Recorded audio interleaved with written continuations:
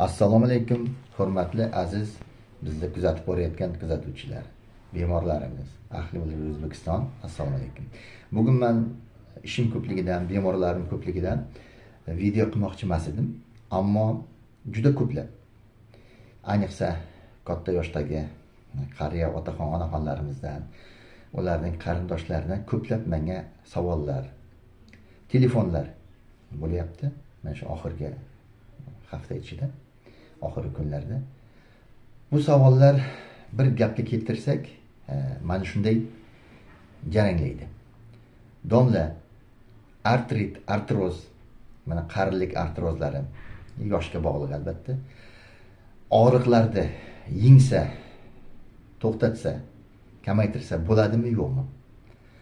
Artritlardan, osteoartritlardan, artrozlardan yuz berayotgan tizzalarda birinchi o'chiritdi. Son chanoq bo'g'imidagi, yelka bo'g'imidagi og'riqlarni kamaytirsa, bulardan qutulsa bo'ladimi, yo'qmi degan savollar bilan murojaat qilyaptilar. Aziz otaxonlarimiz, onaxonlarimiz, og'riqni o'zi yallig'lanishning 5 ta elementlaridan birinchisi. Yallig'lanish borligi haqida bo'g'imda. Bu og'riq, bu shish, qizarish, mahalliy bo'g'imdagi issiq chiqish va funksiya buzilishi. Shu 5 ta demak belgi. G'arbda agarda og'riq 12 haftadan ziyod davom etgan bo'lsa va 5 ta elementdan 3 tasi mudom kuzatilsa, umuman artrit deyiladi. Endi qanaqa artritligi keyin diagnostikada tahlil tekshirishlar aniqlanadi.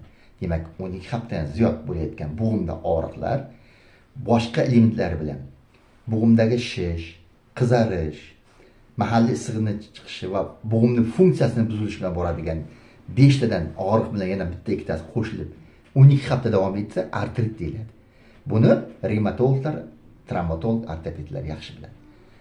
Buni ham biz qabul qilganmiz standartlarda. 12 hafta degan 3 oydan ziyod davom etgan.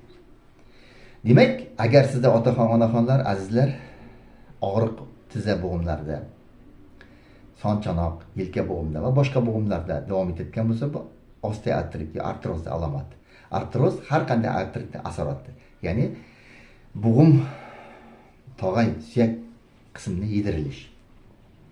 Agar sizga shuni tashxis qo'yilgan bo'lsa, uning darajasi 1-2 daraja bo'lsa, artroz darajasi, asoratlari bo'lmasa, sinovit, suv yig'ilishi, bursitlar, tendinitlar, yallig'lanishlar elementlari, kistalar bo'lmasa yoki ular davolangan bo'lsa, og'riqdan to'liq qutulish mumkin. 1-2 darajasida artrozning. Agar sizda 3-4 darajasi bo'lsa, osteoartrit shunaqa artroz asorati, unda og'riqlar ancha yengillashtirish mumkin. Demak, og'riqlar yallig'lanish, bo'g'imning mudom, doimiy, surunkali yallig'lanishning asosiy elementlaridan biri. Bundan qutulish kerak. Agar og'riqlar pasaymasa, kuchayib borsa, demak, davoning foydasi kamligi haqida, boshqa davo turlarini axtarish to'g'risida signal bo'ladi. Demak, bizning davlat tibbiy standartlarimizda, revmatologik standartlarda, travmatologik standartlarda, ayniqsa revmatologik standartlarda jahon EULAR degan, demak, ekspert komissiyasi bor, Yevropa revmatologlar assotsiatsiyasining 2022-yilda Toshkentda bo'ldi. Osteoartritga, artrozga asoslangan, bag'ishlangan konferensiya. Bunda ko'p narsa qabul qilindi. O'sha EULARning ekspertlar komissiyasining tavsiyasi ham qabul qilindi. Demak, qanday qilib og'riqlarni yengish mumkin? Demak, yana qayta aytamiz. Agar boshlang'ich darajada artroz bo'lsa, albatta. Demak, tashxisga katta rol o'ynaydi. Qanaqa asorat borligi. Tizza ko'proq bo'lgani uchun osteoartrit yallig'lanishlari artroz olib keladi. Bu bitta tizza murakkab bo'g'im. Har xil asoratlar bo'lishi mumkin. Nadkolennik ning tigida, demak, yonida mushak bilan birga pay birlashgan joyda patella femoralni bursit bo'lishi mumkin. Mushak yallig'lanishi, paylar yallig'lanishi, tendinit, bog'lamlar yallig'lanishi, intizit, kista bo'lishi mumkin, sinovit, suv yig'ishi mumkin va hokazo. Demak, har xil bo'g'imning ichida yallig'lanishlar, asoratlar bo'lishi mumkin. Shu asoratlar ketgandan keyin og'riq ham ketishi kerak. Demak, Sizda agar shunaqa asoratlar bo'lmasa, biz ko'proq revmatologlar og'riqlarni yengishga jigar tizimiga, buyrak yetishmovchilik darajalariga, qandli diabeti borligiga, yurak qon tomiri yetishmovchiligi va hokazo holatlari hisobga olib, eng kam nojo'ya ta'sirga ega bo'lgan dorilarni tavsiya qilamiz. Azaldan shunday, ittifoq davridan va hozirgi vaqtda MDH mamlakatlarida revmatologlar shunday tavsiyalar qabul qilgan. 2022 yil Toshkentda bo'lib o'tdi. 5 kun davom etdi. Osteoartrozlarga bag'ishlangan konferensiya. Shunda ko'p narsa qabul qilindi. Shunda ekspertlar komissiyasi tavsiyasi bilan qabul qilingan og'riq degan bu yallig'lanish, yallig'lanishga qarshi quyidagi dorilar tavsiya etildi. Og'riqni bosish, yo'qotish uchun agar asoratlar olingan bo'lsa, suv ketgan, bo'g'imni ichidagi kuchli yallig'lanishda ketgan kistalar yo'q bo'lsa, demak asosiy davo bilan birga og'riqni qoldiradigan quyidagi 4 ta 5 ta yo'nalishda dorilar beriladi. Eng asosiysi birinchi, bu og'riq yallig'lanishga qarshi ishlatiladigan nosteroid yallig'lanishga qarshi vositalar. Bularning ichida asosan koksiblar beriladi. Eritrokoksib, silikokoksib, amerikanskiy Celox, Pokistondagi. Bundan tashqari Kokzot degan dorilar Toshkentda bor. Qimmat emas. 60 mg kapsulada ham tabletkada ham bor. 90 mg 120 va 160. Biz ko'proq 90 120 ishlatamiz. Agar vesiga qarab berilsa, kuniga bir marta ichsa ham bo'ladi. Ta'sir doirasi 1 sutkagacha boradi. Bundan tashqari demak koksiblardan tashqari ishlatiladigan boshqa demak top 2 ni bloklaydigan dorilar ham bor. Qancha davomida berish mumkin koksiblar? Koksiblar demak maksimal tavsiyalar 6 oygacha, lekin 12 hafta berilsa yaxshi bo'ladi. Undan keyin koksiblar boshqasiga almashtirilishi kerak. Shu guruhdan, ya'ni siklooksigenoz 2 ni bloklaydigan dorilardan bu nimesulid yoki aksamlarga almashtiriladi. 12 haftadan keyin natijaga erishgandan keyin, agar natijaga 12 hafta erishmasa, bu dori almashtirilishi kerak. Demak, birinchi og'riq qoldiradigan yallig'lanish qarshi vositalar. Ikkinchisi bu yallig'lanishga og'riq qoldiradigan yallig'lanishga qarshi dorilarni og'riq qoldirish effektini kuchaytiruvchi dorilar. Bular ham nojo'ya ta'siri kam bo'lgan, markaziy nerv sistema orqali paylardagi mushaklari tonusni oladigan, og'riqni oladigan dorilar. Markaziy nerv sistema orqali. Bular bizlar aytamizki, bularda markaziy ta'sir qiluvchi dorilar deymiz. O'zbekistonda va MDH Medakal nomi bilan mashhur. Medakal inyeksiya qilinadi 10 kun, har kuni bir marta birga o'sha og'riq qoldirish dorilar. Keyin tabletkasi beriladi 150 dan. Bu ham 12 haftagacha berilishi mumkin. 1 oy 12 hafta. Uchinchi guruhi bu faqat artrit, osteoartrozda ishlatilgan dorilar. Nimaga uchinchi guruhi dori? Bular demak siz eshitgansiz, Diaflex, diatserin tarkibi, ximik tarkibi diatserin va piasklidin. Ikkita dori bor. Piasklidin va diatserin. Bu dorilar antraxinoliniy guruhga kiradi, ikkita o'zi. Demak, diatserin va piasklidin. Bu dorilarning mexanizmi ta'siri qanday? Bu dorilar mexanizmi osteoartrozning tog'ay bo'g'im suyak to'qimalari zararlanish mexanizmidan, patogenizdan ta'siridan kelib chiqadi. Molekulyar tekshirilganda shu narsa ayon bo'ldiki, osteoartroz boshlanishi makrofag, nitrofillarning remodelining o'zgarishi, o'zining oqsil ferment ishlab chiqarish o'zgarishining natijasida paydo bo'lar ekan. Ya'ni tashqi muhit ta'sirida sovuq qotish, travma, surunkali infeksiya, og'ir ko'tarish, nagruzka, og'ir jismoniy va hokazo osteoartritni boshlanishi, artrozi boshlanishida o'sha makrofag remodel boshqa M1 makrofagga aylanadi va u yallig'lanishga qarshi oqsillar fermentlarning o'rniga yallig'lanish kuchaytiruvchi interleykin 1 ni kuchaytiradi. Shu orqali yallig'lanish kuchayib, tog'ay yedirilishi boshlanadi. Osteoklastlar, fibroklastlar kuchayadi. Demak, xondroklastlar. Demak, Bu qaysi dori? Bu diatserin va piasklidin. Bular interleykin 1ni o'sha o'zgargan makrofag ishlab chiqayotgan yallanch kuchaytiruvchi bo'g'imdagi kuchaytiruvchi oqsilni bloklaydi. Interleykin 1da. Bu diatserin va piasklidin. Buni demak biz 10 yildan beri ishlatamiz bu dorilarni. Toshkentdagi bo'lgan konferensiyada ham qabul qilindi. Og'riq qoldirishga bu dori og'riq qoldiradigan o'sha koksitlar, tok 2 dorilarimizda markaziy ta'sirlar og'riq qoldiradigan dorilar va o'zi ham ular bilan birga og'riq qoldirishni effektini kuchaytiradi. Qancha berish mumkin? 6 oygacha berish mumkin. Lekin 12 hafta kuzatish kerak. Effekt bo'lgandan keyin dozasi kamaytirilishi mumkin. Demak, piasklidin 300 mg dan diatserin 50 mg dan beriladi. Piasklidin 600 mg gacha maksimal, diatserin 100 mg gacha 2 marta qabulda. Endi yana bitta effekti bor. Bu diatserin piasklidinda. Og'riq qoldirishdan, yallanishni olishdan tashqari tog'aylar tiklovchi.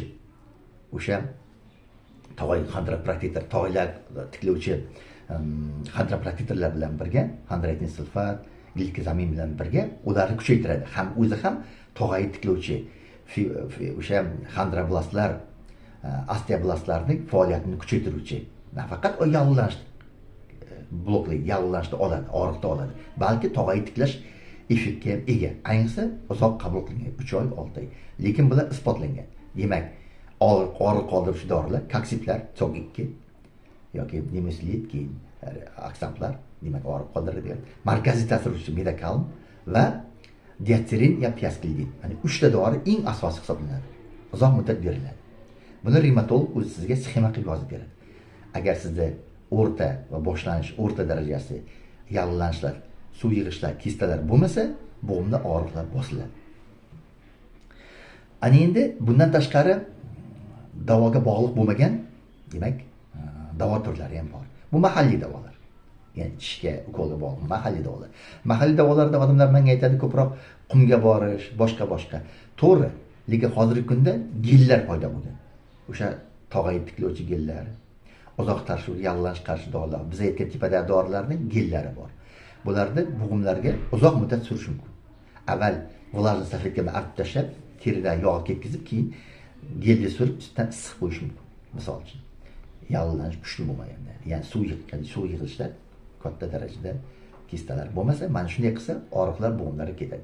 Gellar ishlatish. Bundan tashqari ionoforiz, fonoforiz, gormonalniy kremlar bilan birga ham ishlatish mumkin. Lekin ular qisqa, uzoq ishlatish mumkin emas. Gellarni qancha bo'lsa ishlatsa bo'ladi. Ezigel, mana xondragel va hokazo. Gellar ko'paygan. Bularni navbat ertalab bittasini, kechqurun bittasi.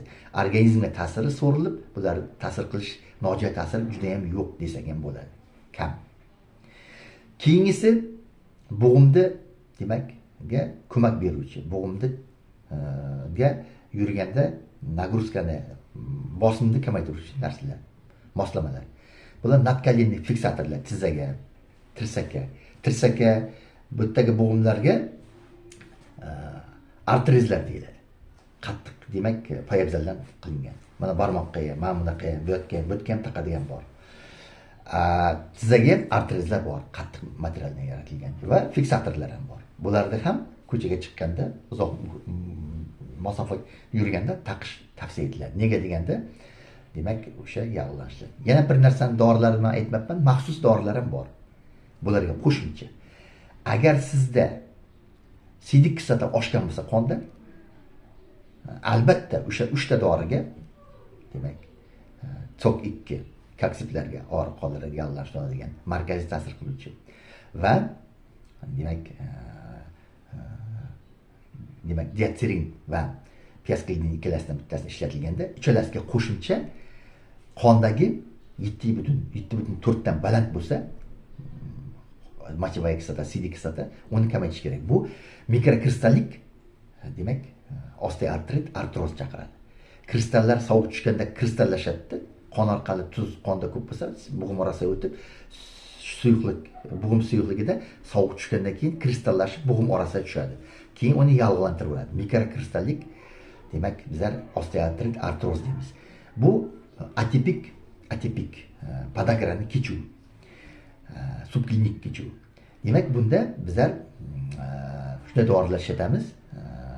Buni ko'p ishlatgansizlar, o'sha baland bo'lsa alloprinol, bunday bo'lsa, demak, alloprinolga o'xshagan dorilarimiz bor. Bular ishlatiladi. Bular ham qo'llanilishi tavsiya etiladi, baland bo'lganda. Lekin bu kam uchraydi, lekin uchrab turadi. Bularni ham biz qo'llaymiz. Demak, qonda mochova kislotani kamaytiradi.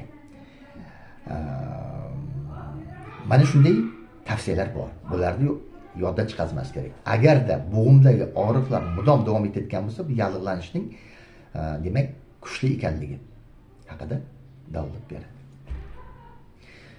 Azizlar, albatta ko'p menga savollar tushadi. Demak, kimik dorilar ishlatmasdan turib, boshqa demak tabiiy dorilarni davolash. Bular to'g'ridan-to'g'ri bo'g'imning yallig'lanishiga, artrozga ta'sir qilmaydi. Biz to'g'ridan-to'g'ri bo'g'im yallig'lanish belgilari bitta aytdik-ku, og'riq, qizarish, shish, mahalliy bo'g'imning issig'i chiqishi, temperaturasi oshishi, funksiya buzilishi, bularga to'g'ridan-to'g'ri ta'sirga ega emas. Shuning uchun men aytgandek, hozir alloprinol, kalsitsinga o'xshab qonda tuzlarni kamaytirmaydi.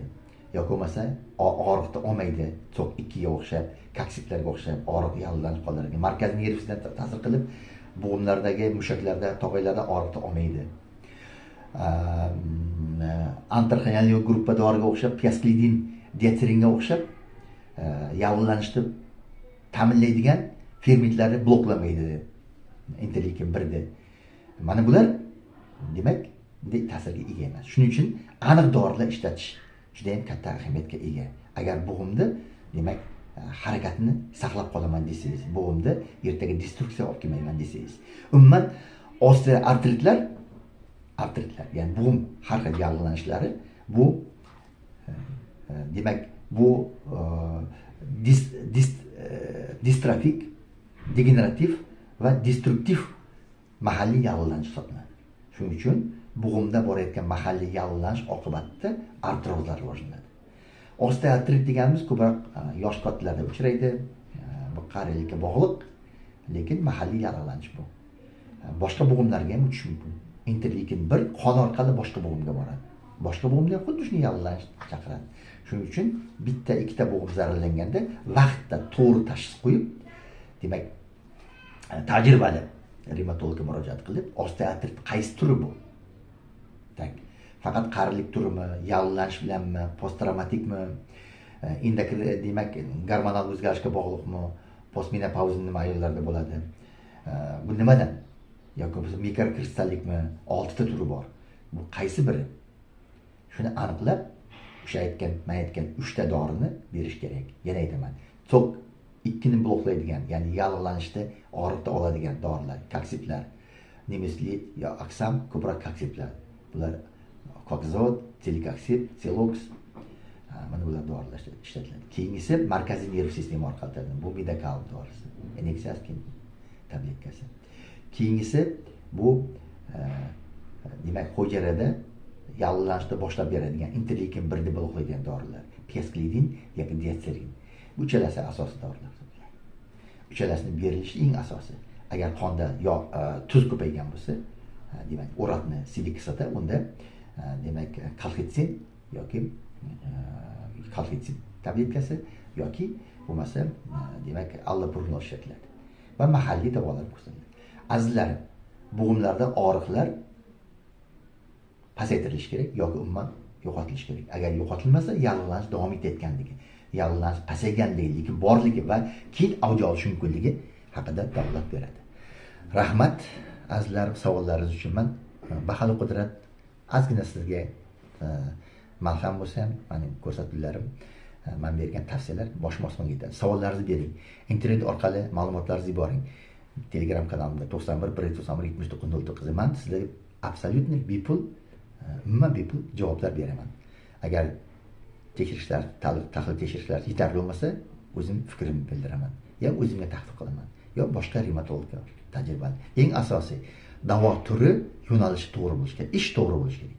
Rahmat savollaringiz uchun javob berishga doim men tayyorman. Rahmat. Savollarni kutib qolaman azizlarim.